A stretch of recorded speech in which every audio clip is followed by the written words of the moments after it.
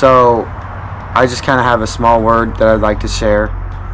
I feel like God's kind of been speaking to me the past couple days. Just got back from a winter retreat that my church was hosting. And I just feel like we as Christians right now in today's society, we need to take a stand. I feel like there's a lot of times where we always assume that someone else is going to do what we're supposed to be called to do. That person is going to go out and start a Bible club. That person is going to tell them about Jesus. That person is going to do this or that. When in reality, there are so many Christians out there that have that mindset. And that mindset is so dangerous because we can miss out on what God has planned for us. Friday night, there was a speaker named Austin Westlake, and he kind of brought us a really good message.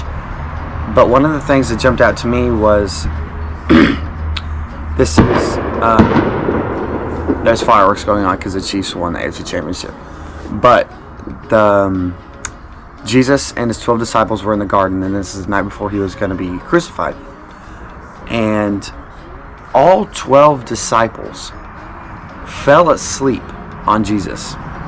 Jesus is in another place in the garden crying, weeping, and he asked the disciples to pray.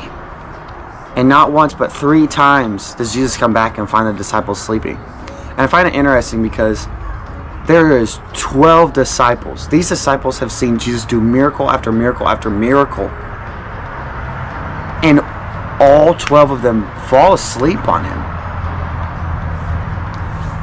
And I feel like the most important thing about this is that I guarantee you that all 12 disciples did not all fall asleep at the same time. 1 or 2 of them probably fell asleep, you know. They were really tired, had a rough day or whatever, and they fell asleep. And then the other disciples, say another 1 or 2 or 3 or 4, saw those 2 sleeping, and they kind of got, you know, swept in. They were like, oh, you know, if they're sleeping, why can't I? If they're going out and partying, or if they're going out and doing all this stuff, then why can't I? That's the mindset we have. And in the same kind of way, that's the mindset these disciples had. And then once most of them were asleep, I guarantee you the last couple were trying their hardest, right? But eventually, the other 10, seeing all the other 10 sleeping, you know, maybe they're hearing them snore, and finally, they just give in. They go back to sleep, or they go to sleep. And I can't help but read it and imagine how in the world there isn't one disciple that says, you know what, no, I'm not going to sleep. I'm going to pray with Jesus. There's not a one. And I challenge each and every one of us to be that one. Be the one person that says no to all the other stuff in this life, to all the popular things that are out there, you know, that aren't Christ-centered. I challenge us to be the type of people that stand up for Jesus. That we would hold our Bible high wherever we walk, whether that be with our knowledge or with a physical Bible, or that Christ would just be flowing out of us.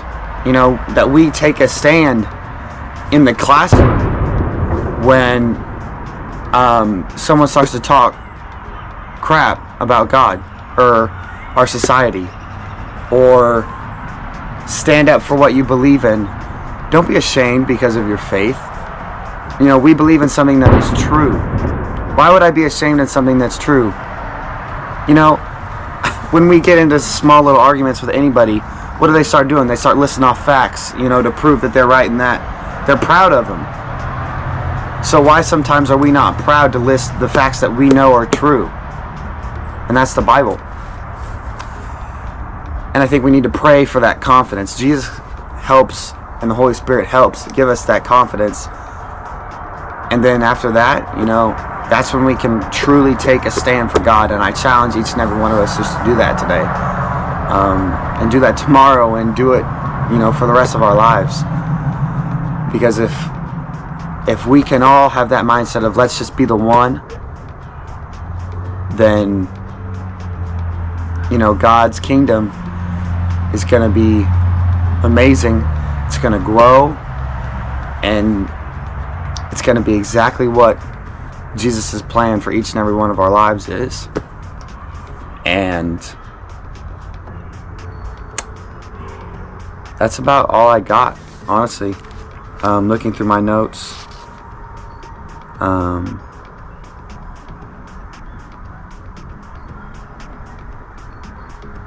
Yeah, I wrote down this question that says, do I have the discipline to do what God says?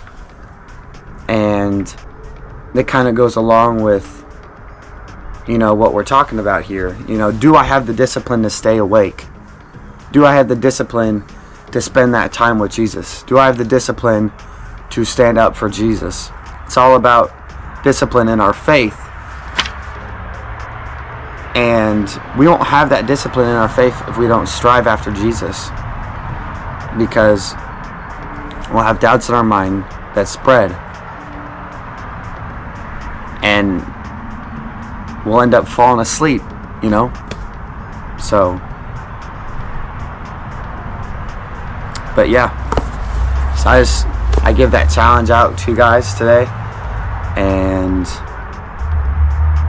I hope God blesses your week.